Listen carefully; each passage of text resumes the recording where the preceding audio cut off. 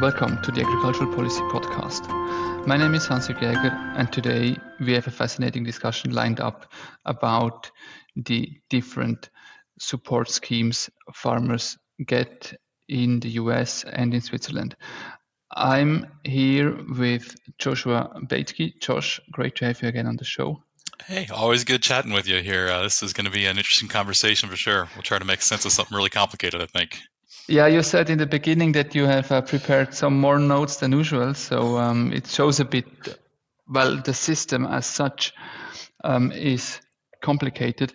And we wanted to start with the support agriculture gets in general perspective. So what would you say from a general perspective? Is agriculture supported enough or good? I mean that obviously depends on who you ask. In the U.S., I don't think a lot of people realize agriculture is one of the most heavily subsidized industries in the country. And that goes back almost back to the Great Depression era. And basically trying to find the balance between helping farmers make money, ensuring an abundance of food supply, and ensuring that food remains affordable. And balancing all three of those goals is very challenging. Lawmakers here have been trying to balance that, like I said, since the 1930s. Yeah, so this triangulation, if you want, of having enough food, having cheap food for consumers, but also having high enough food prices or prices for agriculture to sustain itself. Yeah, exactly. Normally in a market economy, you would let supply and demand drive the prices, drive how much production. But with food being a necessity, it's one of voters' first demands. You've got to incentivize farmers to make an abundant supply and ensure that your public can afford food. And sometimes that's contradictory goals without certain government support. How would you describe government? I mean, talking about government and government support and seeing the US from a European perspective is like, oh, what the heck is going on over there? But how would you describe the general support of the federal, but as well the state governments for agriculture? Like I said, it's complicated, and I don't think anybody fully understands all of it, because there's so many different programs. But you can kind of summarize them into three main areas in the U.S. The federal, and it's mostly on the federal level. States do give some support, but it's primarily on the federal level. You have federal crop insurance, you have federal commodity programs, and then you have disaster assistance. And those are the three huge buckets of funding. And then you go in from there. There's other incentivized programs. There's loan programs. There's all sorts of different ways to farmers can get money depending on their operations. And most farmers that I know, they enroll in multiple programs and try to figure out which one is best for them. But that's kind of what all falls into. And then there's all sorts of programs under each one of those categories. So the agricultural policy is generally in the US as well, like federal policy mainly, and then the states can add some if they like to.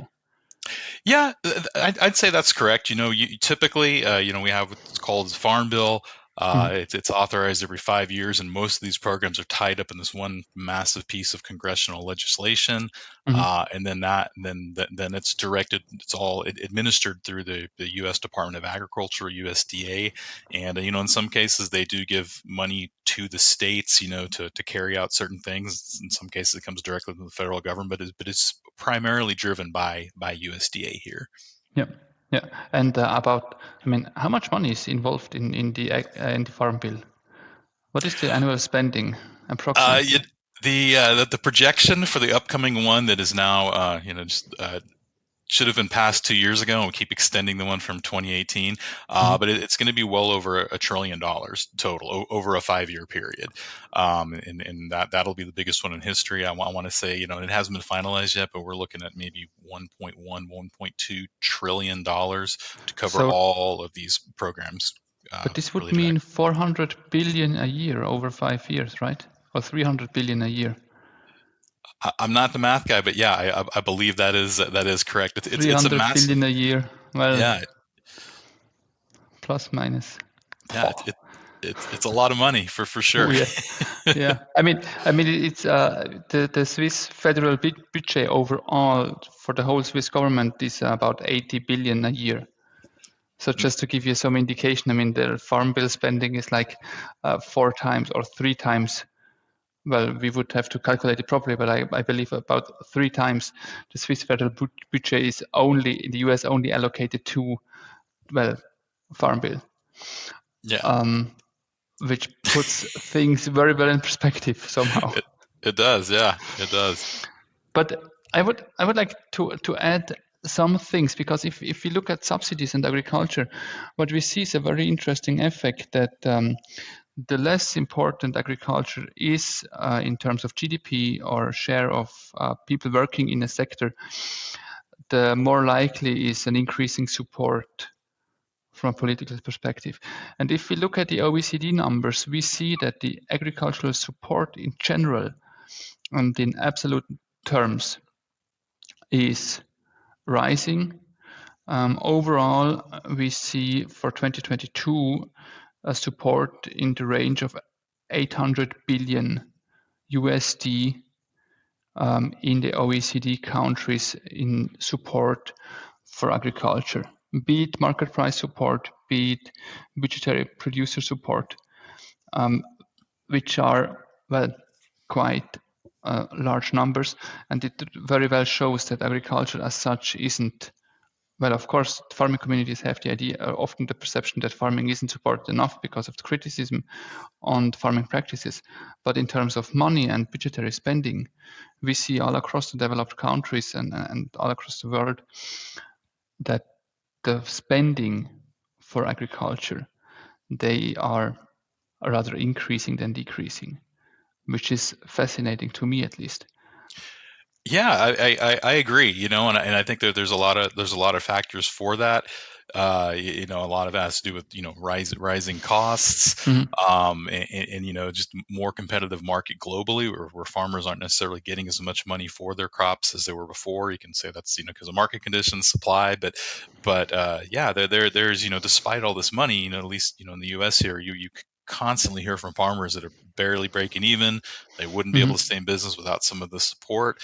And I think it depends on the debate. You'll have a debate sometimes whether it should be is more money needed, or does the money need to be allocated differently, and that's kind of the debate. But there's no clear consensus on what the answer is. But there is a general agreement that despite all that spending, farmers aren't getting rich. It's a tough job, and there should be a way for the government to help them better, which I would assume is kind of what you're seeing in Switzerland as well, right? Well, we have quite similar discussions. And on one hand, what is really striking, seeing, well, in Switzerland, agricultural policy is as well a federal endeavor. Like the federal councillor, the federal parliament is occupied mainly with ag policy. The same is true for the European Union as well. Like ag policy is the single biggest spending part of the European Union. It accounts for almost 40% of the EU budget. And in the US, it seems to be the same. Like as well, that's a federal thing. Like the country as a whole wants to provide, well, enough safe and good food, and trying to mitigate like environmental risks and other things. So this seems to be quite similar. What we have in Switzerland now is like the debate for the next reform step, but we are going to cover this in another time. And we have often this notion that the ag policy is too complex, too complicated, it's too bureaucratic. And of course, then there's the question, okay, how could you allocate the money in a more efficient way? These are common discussions, well, in the field, and I believe they're quite similar in the US as well. Yeah, absolutely, there are, and it's kind of interesting because on the U.S. end, there is a large segment that has this aversion to simply just giving direct payments, to make this here's what you're going to produce, here's what you're going to get. So I think that's part of why we have these complex systems, because there's all these things to offer support, but at the end of the day, there's still this philosophy of making sure that it's still a market-driven business and not just farmers taking a government check to farm, basically. And there's a lot of aversion of that in agriculture. So I think that's part of the reason and why you see this complex system. And also just over the years, you've seen a whole lot of different ways to address these issues, like we talked about: food supply, protecting farmers from disasters, bad crop yields, and those type of things. So you have different ideas over time, and this has kind of morphed into this big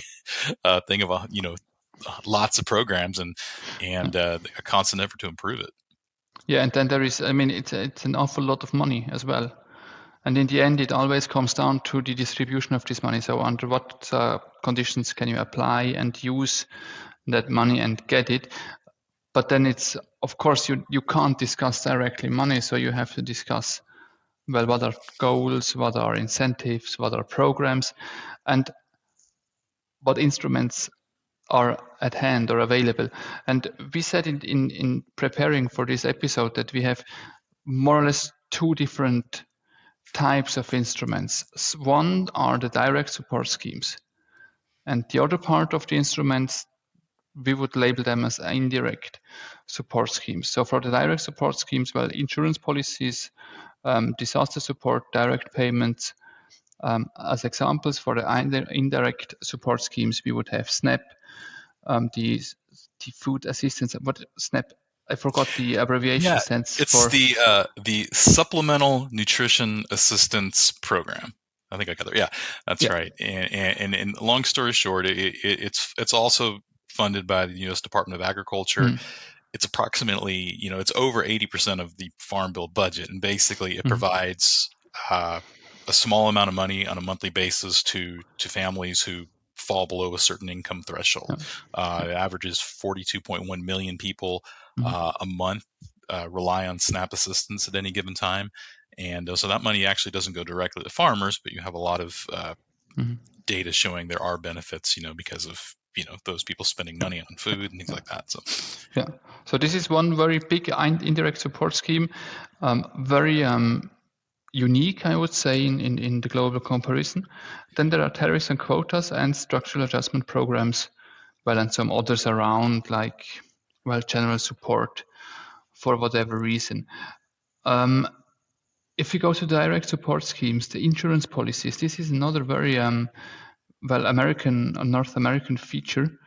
How do they work?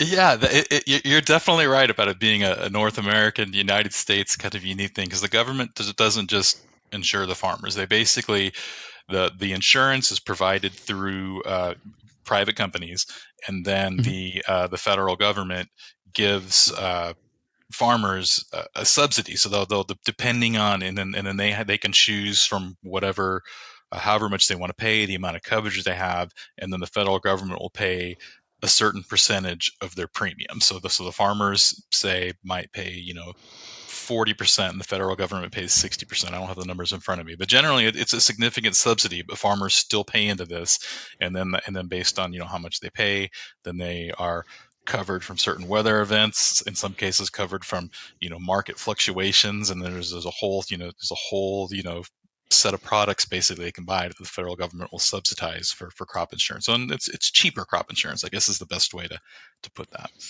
So the federal government subsidizes the insurance rate. Correct, but not all of it, but a percentage of what the farmer pays.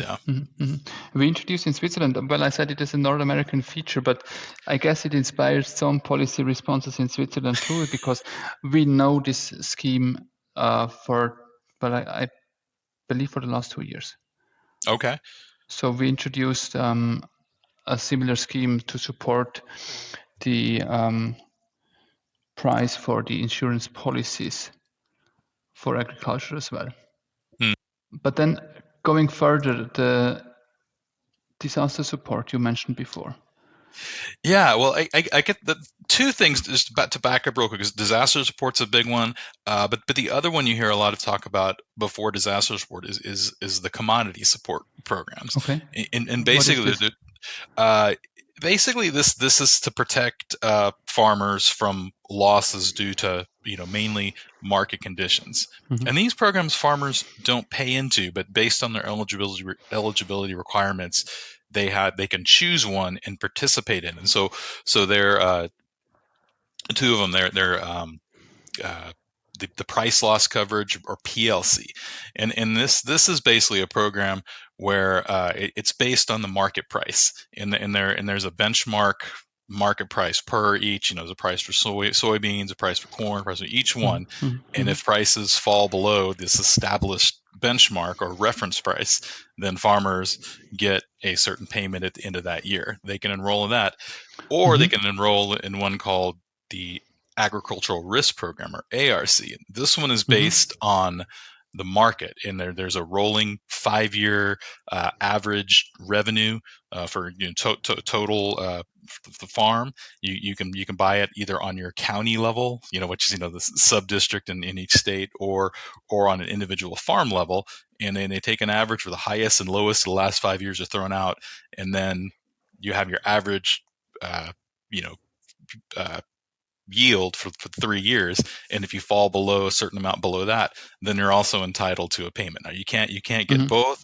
Farmers have to decide which one they want to enroll in, and there's a bunch of requirements.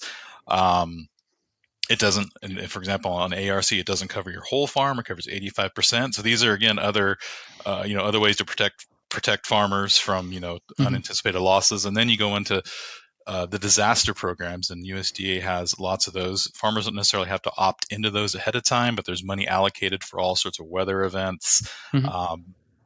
Just you name it, there's a disaster program out there, and Congress approved another one in the last year, for some hurricane events and wildfires, things like that. So, and again, it's kind of on the farmer to analyze all these things and determine what is best for my farm, and that can be really complicated. Having those instruments at hand, is it a big discussion in the US on the simplification of agricultural policy? I don't know if it's simplification, but it's a big discussion on how to do it better. Because despite all of these programs, again, most farmers here will tell you that they're it's getting harder to farm. Their profitability is less, and kind of the debate right now is should these programs, or should insurance subsidies be higher? Should the benchmark to where farmers get their payment on these ARC and PLC be higher? And then where does that money come from? And a lot of times the argument is to take it away from SNAP and some of these other programs, and that's the big debate that we're having right now in Congress, and the different philosophy of the Trump administration this year. Yeah. So the question of, okay, what program gets how much money is more important than the question whether the programs as such are too complicated to handle. Yeah, I mean, I think there is a general agreement that it's too complicated. I haven't seen a detailed answer on how to fix that. I mean, I think if you ask Congress, like, yes, we need a simpler plan. We may need to make it easier, and then everybody makes a big scene about it. But what that means, I haven't seen. I haven't seen the plan on that. They say they have the plan, but I haven't seen it yet. That sounds very similar to Switzerland in some parts. We do have this discussion about the simplification of agricultural policy for the last almost 40 years. So the oldest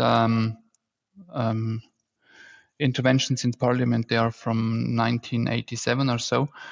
And then with the last big reform from 2014, there we had a large change in the working of the agricultural policy with a very strict, or a relatively strict integration of direct payments in the distribution of the money, which then sparked a very loud debate about simplification, even some programs in the government. So the bureaucrats thought about, well, what makes it hard, what would be ways to simplify agricultural policy, and they came up with one particular and very good idea to introduce risk-based controls. So this meaning, as long as you don't have any problem with controls, you aren't bothered that much. Really? But you get controlled every 4 years. Okay. approximately, for the like federal and general requirements. If you have problems, well, the frequency of the controls increases. So if And you want this them to really, leave you alone, pardon, say again? oh, I just said so. If you want them to leave you alone, then you've got to. That's your incentive to not. Yeah, yeah, Yeah. yeah. Sorry. If you do a good job, you aren't bothered that much. And this is really, I thought it sounds now telling you, it sounds very like a no-brainer. Like, yeah, of course you do it like that. But at the time, it has been quite a revelation to figure, oh, hang on, we really could help to simplify or to ease in this administrative burden. Yeah. Um, And I think that's always like, you hear things, I think, one of the few things we hear is like, oh, we're going to make applications, electronic, or we're going to, mm, mm, make them simpler. But the problem you run into is, one of public, probably the same there as it is here, is, complaining about people abusing programs, people taking yeah, money they shouldn't, which is why these things are complicated. So it's again, you're back to that balancing act of maintaining program integrity, but also making it, easy to access and get support they need. Yeah, and that's always. I mean, if you have political regulation or some regulation in place, there are always side effects. Yeah. And then you have to answer the question. Okay, how far are you willing to tolerate them? Yeah, and then why were some of these regulations put in the first place? It's like Well, if you that's fix one problem, you that's create another this, and question. Yeah, it's that's kind of politics in general in a lot of ways. yeah, yeah, yeah, that's true. Yeah, and what about the indirect support schemes? I mean, we mentioned SNAP before, the SNAP program, which is 80% of the Farm Bill, so quite a big chunk of it. Yeah, and How do they work?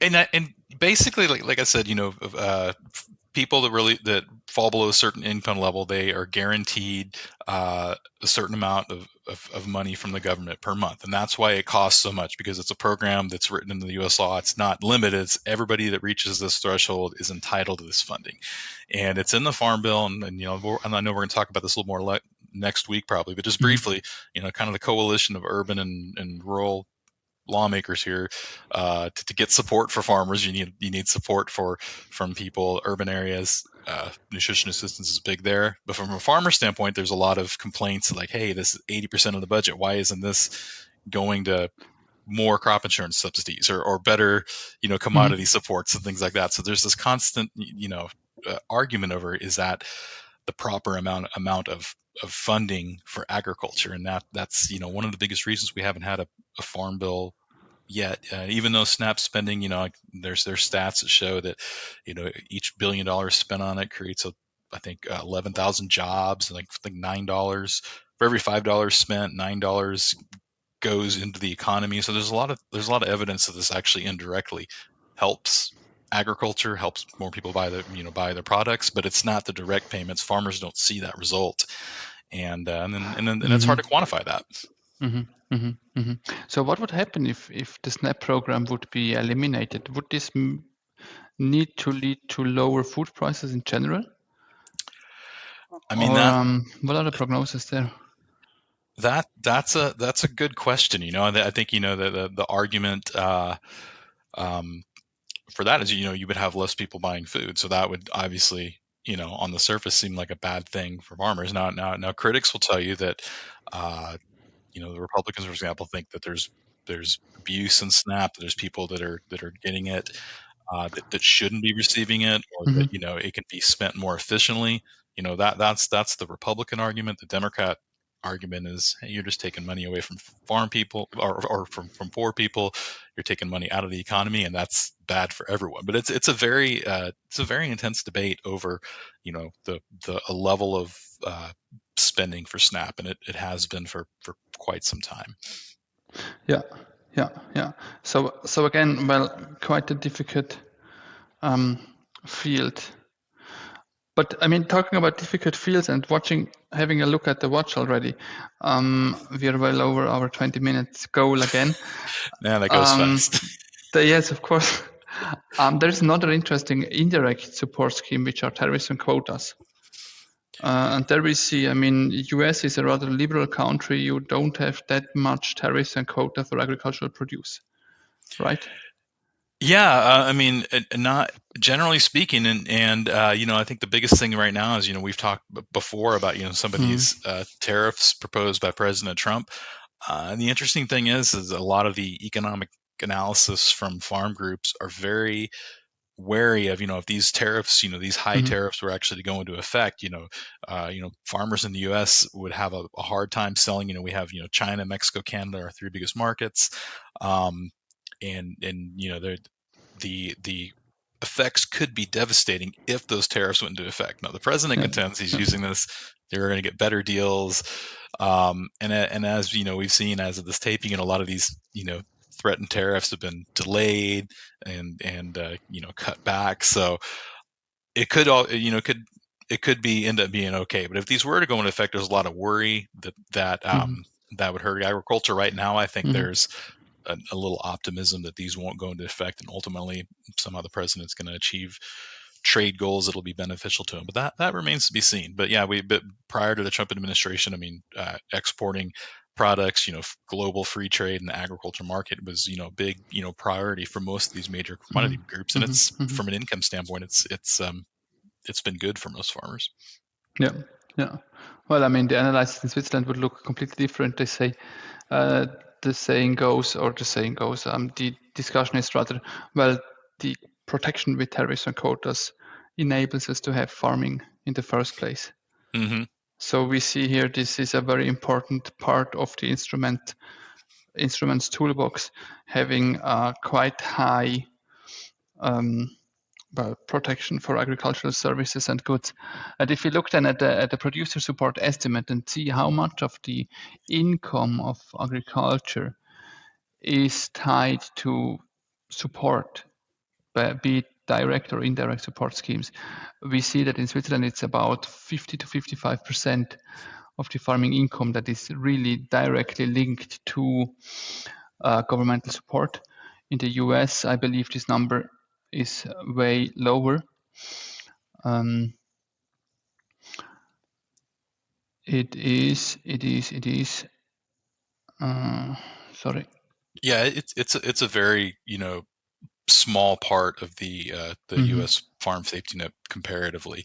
There are numerous programs, conservation, technical assistance, things like that, to boost efficiencies, to promote more environmentally friendly practices. But compared to some of these other programs we talked about, at the end of the day, it's not nearly that uh, high of a percentage as it is in Switzerland. Yeah, yeah, and that's. I mean, of course, in terms of the absolute numbers, it's like the US is spending so much more money on agriculture than we do in Switzerland. But then calculated back to per hectare spending, well, we see we have one of the heavily supported agriculture on the planet, which is leading us then to some very interesting effects in the lawmaking process in parliament, like the debates you mentioned before, like the Democrats stopped the ag policy debate due to the idea to reduce SNAP funding. Um, we have in our country now recently have to debate whether we should reduce this border protection in order to have a better standing if it comes to a discussion with the US for a new trade deal. Yeah. But the effects and the positions of those internal debates we are going to discuss in the next episode. Yeah, definitely. I'm sure we're going to have a lot to talk about. In the U.S., right now the Republicans are trying to pass through a budget that changes some of these farm things without actually passing a farm bill. They're trying to use a parliamentary procedure that allows them to sidestep the Democrats and get some of these priorities through, including cutting SNAP and raising Mm, reference prices, raising commodity or crop insurance support. So it'll be very interesting to see how this mhm. plays out and if they manage to pass or what they manage to pass.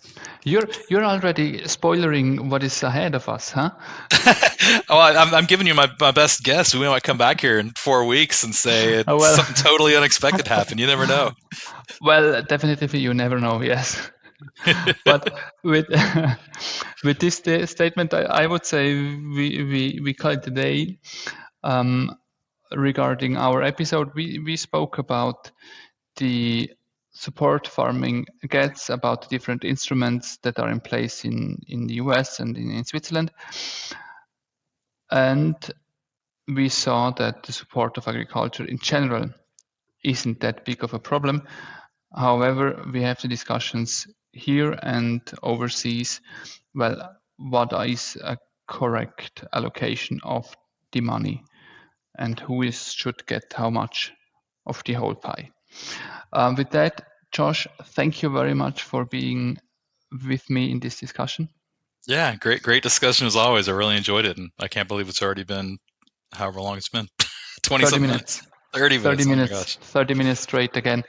Well, as I said, we will cover the lawmaking with or in or around agriculture in US and Switzerland in the next episode. If you enjoyed this episode, please subscribe to our podcast for more discussions on agricultural policy and trade. Feel free to leave your comments and questions. We'd love to hear from you.